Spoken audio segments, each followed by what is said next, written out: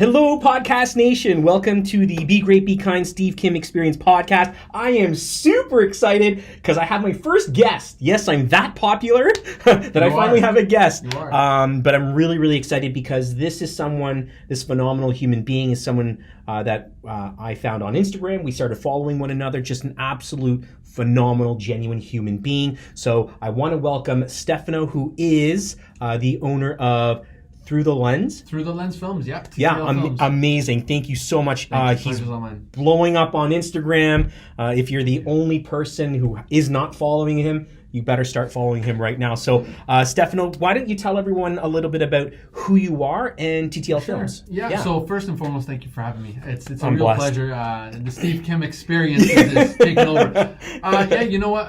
My humble beginnings is definitely a filmmaker by heart. Yeah. Since literally 11 years old. Wow. Yeah, so, it all started from there, and then social media took over my mindset on video creation as a whole. Okay. So I started in the wedding industry, of course, doing my putting in my dues, and then this wonderful thing called Instagram came, and while it was being used as a social platform to connect people like Facebook, it started showing signs of business. Yeah. So while I was busy doing content and creation of work, I started throwing my stuff on Instagram, and it literally blew up. Love it.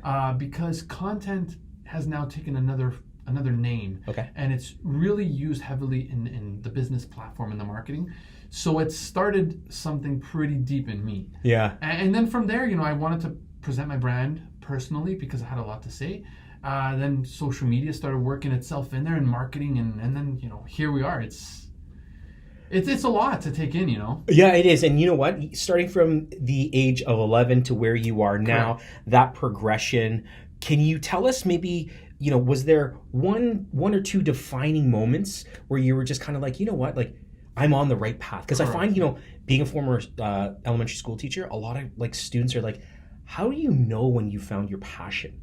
Correct. Right? And at that point, if you found your passion, how do you know it's the right thing to go all in on, right? Correct.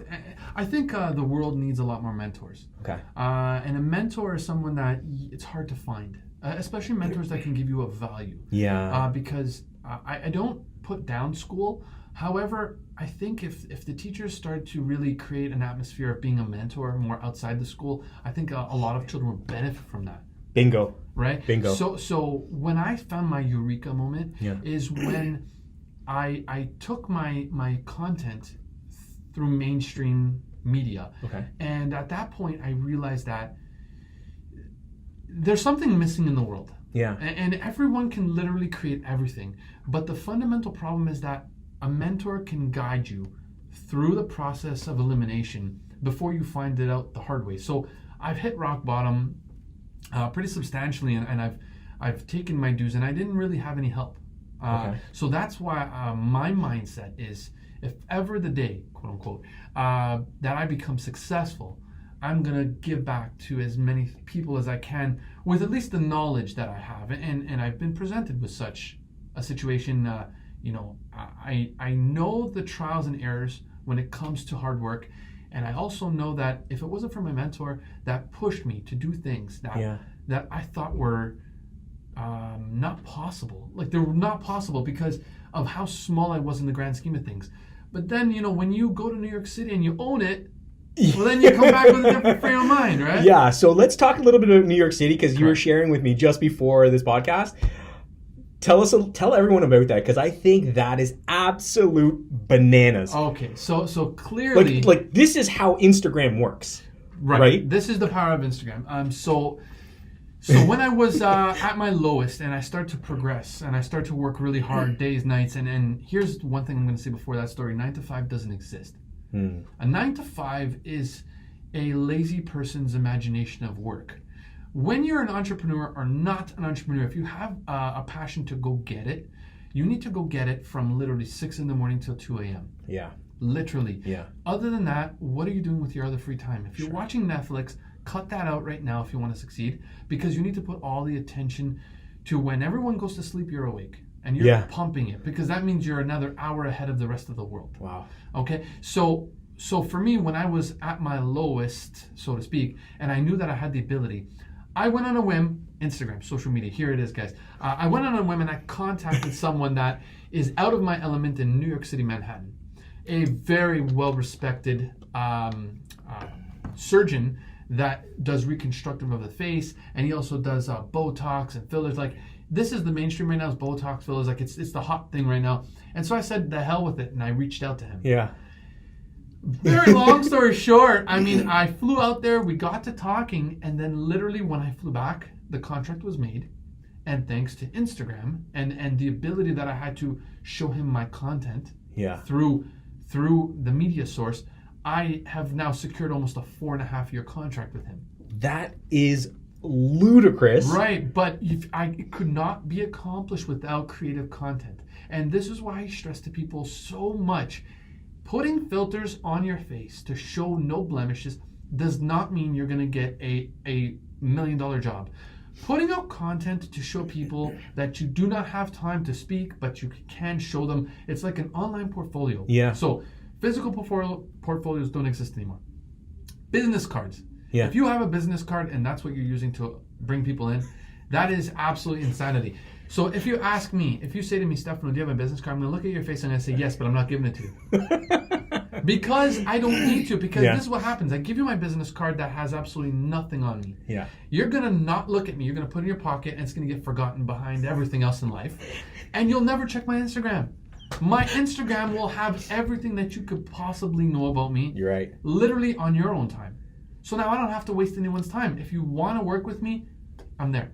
I love it. And that's so true. So some of the things I want to just kind of recap is like, it's not overnight success. It's not like, I decided to hit up Instagram, this super well-known surgeon, and be like, hey, you know what? This is who I am. I'm going to come down. Oh, no. Because you went down on your own dime. It's years. So right? Before I did that, just so everybody's clear that there is no such thing as a Cinderella story, there was 2 years of blood, sweat, and tears that went into it. So you've been at it for how long now? Been full-time real estate 10 weeks now. 10 weeks. So 10 weeks, obviously, you're a different kind of story. But in those 10 weeks, I've seen you do more than most people do in a year. I mean, you're just pumping at every avenue and doing it. And I'm not going to say that you're going to succeed, and I'm not going to say that you're going to fail. Mm-hmm. But I am going to say that if there's one thing that you're killing it on, is that creativity. Yeah. So creativity is what got me to the level I'm on now. And if you follow my content on @TTL Films, shameless plug. No, you need to follow. Please follow him. There's things like, for example, and this is how the world works. Back in the day before social media came, there's no way you can even think of speaking to a CEO of any business. Yeah. So I recently did a video, an Advil, dissolving in water, and I left my camera there running for 2 hours. And I created obviously in a setup situation where it looks appealing to watch. And I've never watched an Advil dissolve. I wanted to see how it works in your stomach. So I created this video. It's no more than 20 seconds. And I tagged Advil and I messaged Advil. So here's what I'm going to tell you, my friends. Advil Canada contacted me. And they said, incredible video, can we promote it? Get out of here. Now, let me tell you the chain of reaction. Let me tell you what happens with these big businesses. Owners, CEOs that are very afraid to be in the limelight because they like to be hidden, have a marketing department. They're very close with the marketing department. So whatever happens in the marketing department, you'll get to the CEO. This is where people are very frustrated in how can I reach the top dog at this business? And I'm like, why are you worrying about the top dog? Top dogs don't run the business anymore. Mm-mm. Top dogs sign the paychecks. The real people who make it happen in any business now are the managers and directors. You need to tap into the PR department and the marketing directors. And those are the people that are always watching social media. You're right. So, for example, I went to the Grand Bahia in Jamaica on a vacation. Did you see that video? No, I didn't see it. I brought a GoPro for a vacation. This is what I did. You didn't watch this video. You gotta watch this video, man. I'm too busy creating content. I'm just kidding. That's good though. So I jumped in the water. So this is what I did. I jumped in the pool. And I popped my head back up and I'm like, man, this is a wicked view. I'm like, well, I'm looking at a pump train. I'm like, wait a minute. I jumped in the pool with my GoPro. And when I came back up, I'm like, I wonder how wicked it would be if I did the same thing in the ocean. So what I did was I created a video where I jumped in the pool. When I came back up, same motion, I was in the ocean. Oh, man. And then I did the exact same thing. I came back up in the pool. So I said, this is on. It got some serious trends. So I got on the homepage, the homepage trending for 2 hours. No I was on way. the homepage trending. The Grand Bahia contacted me because I sent it to them. Yeah. And the marketing director said to me, "We love this. Can we post it?" And I'm like, "Great. You know what? I would love to create content with you." They put it directly to the director of the Grand Bahia in Jamaica, and they're now, if all works out well, they're going to fly me out for 1 week to film for 1 week, all expenses paid. Can I come? You know what? Be kind. Be come. great. So this is no, but what I'm saying man, is I this is how not easy, but easy it is. Yeah. Because of my content is very lucrative. My content isn't someone like a vloggers are important to the creativity of reality, but they are not going to get that job. Yeah. So what you need to do, and this is like literally for everyone, when you promote something, promote it with the ambition to get more work from that person. So if you do cosmetics and you work at Sephora, Yeah. you better be tagging the hell out of them. I've seen those videos. So I mean, this is the hot trends now. You're right, but and with the power of social media, it's become easier, but it's also become more difficult at the same way. More easier than what you had said, it's just easier for me to find the right people, but it's also harder because there's so much noise, right? But I want to just back up a little bit, because if you're okay to share, you had mentioned, you hit rock bottom. Absolutely. And I think that is where you became successful. Humble. I got humbled by the world. But it's not so simple as like picking up my phone, creating an Instagram account, and just starting to post. It's the intent behind all of that. Because of what had happened to you before, and you kept pushing, and now you're hitting it. Correct. Right? But there's so many bigger things that you're going to hit as well. Correct. So if you're comfortable, I don't know, like I know some people are just they don't like, because that's reality. Yeah. So sometimes because it's the polished stuff we talked about, Right. like Instagram, Facebook, like Correct. Blemishes. No, that's so here's the thing. People like Justin Bieber, they should have no problems in the world, but I'm sure of it, he suffers from crazy depression. Yeah. Because of you're very shunned out from the world. So in my case, when you believe too much in yourself to the point where it becomes to a very unstable, unrealistic way, your own self-existence starts to dissipate, and you lose track of reality. Yeah. So the reality is that you have to stay with your 2 feet on the ground and your head leveled on your neck. And that's the way. Because it's very easy in the world of social media to get lost in translation. Yeah. So for me, when I hit rock bottom is I couldn't keep up with the expenses that I thought I could. Okay. I couldn't keep up with the over amount of clients. Now, a lot of people say you're very lucky, you had a lot of clients. Here's the problem. If you have 10 clients, but you are not physically capable of dealing with 10 clients, what's going to happen? Your name is going to get tarnished. Yeah. You're going to get slammed into the ground because now all of a sudden you can't keep up to your other end of the bargain. So you're going to lose clients. Yeah. And then because you're so frustrated, you go into a bit of depression. Then you go into stress and anxiety because how am I going to pay my bills? One after the other, it starts going worse and worse. Got it. I am going to tell you that there is no way out of a landslide, because if you're going down, you're going down. Yeah. A lot of people say, oh, but if you catch yourself in time, you won't hit rock bottom. No. You'll hit rock bottom every time. There is no ins after. You can't say that I'm not going to hit rock bottom. You are going to hit rock bottom. Yeah. It all depends on how hard you hit. So there's a couple of people that they're grabbing on for dear life and they just gently hit it. Yeah. Then there's a couple people like me where you hit it as hard as you possibly can, where now you've affected your family. Yeah. You've affected your friends. You lose friends. You lose sleep. You lose respect. Yeah. And now all of a sudden your brand is tarnished forever. Yeah. And this is what happened to me. Yeah. So now you contemplate and you go into a very big bout of depression and you figure out, am I going to curl up and die? Or am I going to start to recalibrate myself and reprogram myself? I love that. Okay, because sometimes you're infected with a virus, and the virus is called social negativity.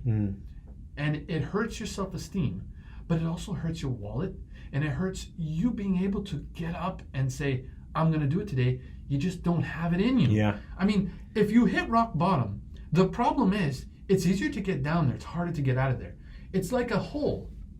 You know what I'm saying? That's all. But it You're gives right. you goosebumps because if people are afraid of being claustrophobic, there's nothing more worse than hitting rock bottom and not knowing how to get out of it. Yeah. And if you hit rock bottom, which I did with lots of debt, oh man, I mean, I mean, debt will cripple you. Yeah. Because you can lose 10,000, you can lose $1 million, but it takes forever to gain $10. Yeah. So with So that true. impact, this is what I did, and it's no word of a lie. And I put this on the life of my family. I literally did not sleep for 3 years, and I worked as absolutely hard as I could. I did free work. Okay, a award-winning filmmaker. My name was there, and I did free work. I did weddings that I normally would never do, sometimes at hundreds of dollars, not thousands of dollars. And so I did what it took, Monday to Sunday, holidays, birthdays. And I did this for 3 years. So anyone that thinks it's a Cinderella story, that all of a sudden I got lucky with that one job, I put it like this, I ate macaroni and cheese for 3 years. That's the kind of smash I did on the floor. And I love this, because if I didn't have this chain of events that have happened, I was very delusional. Yeah. I mean, you can get really wrapped up, especially in the social media world, of this delusion that you are the best. Yeah. You're the best real estate agent. Why? Because you just know you're the best. Yeah. But do you have anything to prove? No, I'm just the best. Yeah. There is no answer you can give yourself except I'm the best. But I'm the best doesn't bring you to the status of I'm the best, because you're gloating, Yeah. and you're now becoming much bigger than what you really are. So if I'm someone that can tell you that I've worked in Miami, I've worked in New York, I've worked in Ohio, I've spanned the world, it's not because I'm lucky. And this is what I dislike about people. They say you're so lucky. Oh man, I was just talking about this with. Luck is if you were born into a family of billionaires. Yeah. Luck is if you never have to work a day in your life because mom and dad have given you inheritance money. Luck is if your father or mother have established a business that you can now go there and just run what they've already built. That's luck. Yeah. Luck is when you hit the bottom and you figure out a way without anyone's help to get out of that hole. I would almost go one step further, Stefano, to be, and maybe this is a weird way of looking at it, is everything that you went through is true, and probably not at the time you weren't thinking that, but that's truly lucky, because look at where you are now. You hit as hard as you could, rock bottom, and now you're just on the crazy incline. Right. You have offices. But here's the problem. When you get, see, this is why you always got to stay grounded. Like I told you off air, no matter how much success you have, whether it be you made $10 more than you thought, or you made $1 million more than you thought, you always have to catch yourself. You can never think, man, did I ever make it? Now, let me tell you something. Being here on your podcast, it doesn't mean that I made it. It means that you and I have a common trait. Yeah. That we have the ambition to succeed through the gracious of our own ability to be nice to people. Okay? So be great, be kind will only work if you truly believe it will. Yes. And that's the thing I think people still haven't gotten to, because I know people. And when I say I know people that don't need social media, but they're there, that they've made it. Yeah. But they don't drive in their Ferrari. They got their pickup. But they'll have more money than you and I will ever have on the face planet. But they're very humble. Yeah. And they have a lot of humility in the way they do things. And I know you follow Gary Vaynerchuk. Yeah. Gary Vaynerchuk is the epitome of being humble and having a lot of humility. Yeah. But when it comes to people on our levels, okay, because you and I are the same, there's absolutely no difference. Whether I travel to New York and you never have, there's no difference. And the reason why I say this is because you and I have one common goal, and that's to give people the best that we can do on a daily basis. And based on that, because on your Instagram, on your page, I've seen you go into on your own time, because you're just a humble person.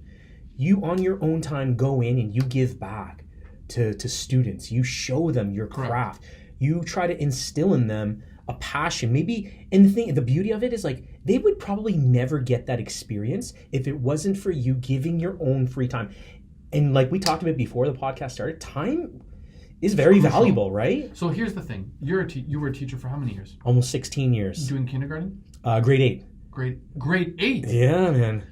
I did kindergarten for a little bit. It's wild. But you did grade 8? Yeah. Okay, so here, then you'll understand perfectly what I'm about to say. I never dismiss or degrade teachers because they're all a part of the curriculum of the world. I don't say the curriculum of the education, it's just of the world, because teachers are a fundamental piece. Whether it be guidance counselors, grade 8, kindergarten, they all play a piece in your life. Huge. Here's the one thing that I think most teachers are not getting. When you step out into the real world, everything that you're teaching, especially the school system the way it is, they're 1 year behind. The world is working so quick that everything that the teachers teach somehow falls months or years behind. I think you're being too gracious. I don't think we're a year behind. I think we're a generation behind. Yes. Right. And correct. And it's not that I say that because I'm not teaching anymore, but it's so true. Like I look at like things that I taught back in like December. None of those kids are going to use it in 5 years' time. It's going to be outdated. Correct. But we're still teaching to the old way of how we learn. Like you got kids. I have kids. So I looked at like a grade 1 textbook and I was like, I did this when I was in grade 1. Correct. That is wild. So here's my thing. Pluto is now not a planet. This is off topic, but it's relevant. They don't have any access to astrophysicists. They don't. So what they should be doing, and this applies to all. So just jumping back. No. Pluto is not a planet anymore, and it's been scientifically proven. This also applies to everything else in life. Why don't school systems teach finance to better educate them on the income which they're gonna need, because they can't. Our generation will be all right. But the millennials are going to have a very difficult time buying a home. Really big time buying a home. They can't. No. Banks don't even give them any good grace, especially with the stress test that they had, which I believe they're taking it out now. Maybe not. I don't know. Yeah, I don't know. And then the most important thing that they do not teach is they do not teach social media. Social media is literally the gateway, like TV broadcasting that they still do at Humber College. Which when I taught at Guelph, I blasted them and said, "What are you guys talking about?" Like literally, I'm in the field and I'm telling you what you're teaching them is not relevant at all. They're gonna get slaughtered by people like me, because then when they graduate, they're going to be looking at their competition. They're looking right at it, and I won't give them a chance to breathe because I know what it's like to be in their position. I'm going to share my experiences, if I can, of Teachers College, because it just mirrors exactly what you had said. There is not one thing I learned in Teachers College that have helped me to become a better teacher. Whoa. It was being in the field. And I would say 98% of teachers who came into Teachers College, they would absolutely attest to the same thing. We only got the experience in our practicum, which is like real life. You got to be in a class and they just throw you in and you got to just do it, right? Sink or float, right? Sure. So what do we do then? Like, what do we do? Like, because easy solution. You cannot change the system, education. I can't change the education system. So that's but our kids are growing up in it. Incorrect. I believe that you're trying to get to the right answer, but I'll tell you what the right answer is. The educational system that the government has put into place is going to be there forever, and it's incorrect. So what the teachers need to do, and if they truly love what they do, is they need to put their own spin on things when they do their own lessons. And the number one lesson that I would recommend every teacher do is bring in influencers. Bring in people that work on the field, but don't bring in people that have learned the wrong way. Bring in people that are fresh and new, and the best way to find those people is to search on social media and to find these people. So when I got asked the very first time by a good friend of mine that we went to elementary and high school together, when I was done teaching his class, him along with all their students, they had their mouth open for like an hour. And I'm like, welcome to the real world. It just slapped you in the head. I wish I brought you in like a few months ago. So this is the thing. Grade 8 is still they're very young in the sense where they may know what they might want to do, but the critical age is when we get into grade 11, grade 12. And then the problem is that most of the kids, they don't even know what they want to do, that they want to take a year off. And Bingo. But the problem is that then they have parents of the older generation, they don't understand the taking time off, so they make them rush into something that they're spending their money on, so they already started in bad debt. What parents lack, and I mean this with all sincerity, is they don't allow their kids now to start to influence their own lives, because they're trying to tell them that if you go to school and you become a doctor, you're on the right path. And yes, you will. But here's the rude That's awakening. immigrant parents, though, right? That's immigrant parents. It's parents who want better for their kids, but they don't realize what the world is about to give them. Their parents, they think that they're safe with an education. Yeah. But let me tell you something. Most of the people that I've hired don't even have an education. And they're incredibly talented. So I went to Humber College and I studied TV broadcasting, and I went to multimedia studies, and I did graphic design, and all three I was honor roll. Wow. All three? Yeah. Absolute BS. And you know how I learned? Mentor. Yeah. And I read a lot of books. Oh, man. And I was on YouTube a lot. And if people really want to know trial and error, trial and error is you go to someone in your respected field and you tell them, I will work for nothing. Yes. Please teach me and I will be here. And that's it. School now, though, they teach them when you graduate with a diploma, you should be asking for this much money, and so on and so forth. And I got students like that knocking on my door, and I said, you can turn yourself around because you're not getting paid nothing. Yeah. I love that, right? Like instilling in them hard work. And if I can speak to that, I like every single year, the first day of of the school year, I would tell all my grade 8s, being like, I would be absolutely shocked if you remembered any single one of my academic lessons when you get older. 100%. If you do, I'm going to punch you in your face. Because that means you're not evolving. I'm like, because what you need to actually get out of this year is, number one, be a good person. Yes, exactly. Number two, learn to problem solve. That's it. 100%. I'm like, if you can truly understand that right now, you'll just be much better off. Because like you said, it's evolving. Anything that I teach them academically, first of all, they can just find online. And the person online is teaching it better. Definitely. Right? 100%. But where I knew that I was really good at is the connection. Just like I feel like with you, like having those kids talk to you, knocking on your door. Definitely. It's that connection, right? Because they're buying into you, right? And I think that's tremendous, right? And that's deeply rooted in humility. So I think we have very similar outlooks in education. Definitely. Because teachers, there's absolutely a role for teachers in that 100%. mentorship capacity. However, they have to know exactly where they stand in the grand scheme of things. In the circle of life, and when it comes to education, some teachers have to remember that they can only do as much as they feel is necessary. Some teachers, they try to bestow more information that they're not aware of. And that's when you should bring in someone like me. Yeah. So I bring in so much realness that my first words when I step into a class and say, last year on Instagram, you can make this, I made this much. Yeah. And immediately they're not snickering, but they already got caught off guard because I gave them an outrageous number. Yeah. And then I show them how. Yeah. And then all of a sudden they're a lot more glued because I showed them what can be. So see, the thing is, the way I teach, the way I try to educate people through my motivational speaking on a daily basis on Instagram. Which is amazing. Got to go check that out. Thank you. I try to do on a daily basis that when you speak in the sense of thinking things out rationally, you start to gain a certain aspect of, all right, wait a minute. So if I work at Sephora and I've always wanted to do makeup, how can I make me working for someone else to me working on my own? And I always tell them, I said, listen to me, stay with Sephora. I literally just had a meeting this morning. Stay with Sephora. When you're done working at Sephora, 9, 10, 11 o'clock, whenever you're done, you go home, you put in everything that you learned there, and you put it into your own craft and you promote. And that means that you now have your set income.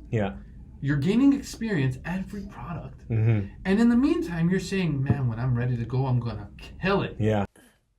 Thank you so much for listening to this podcast. Please stay tuned for part 2 next week. As always, be great, be kind, everyone. Take care. Bye-bye.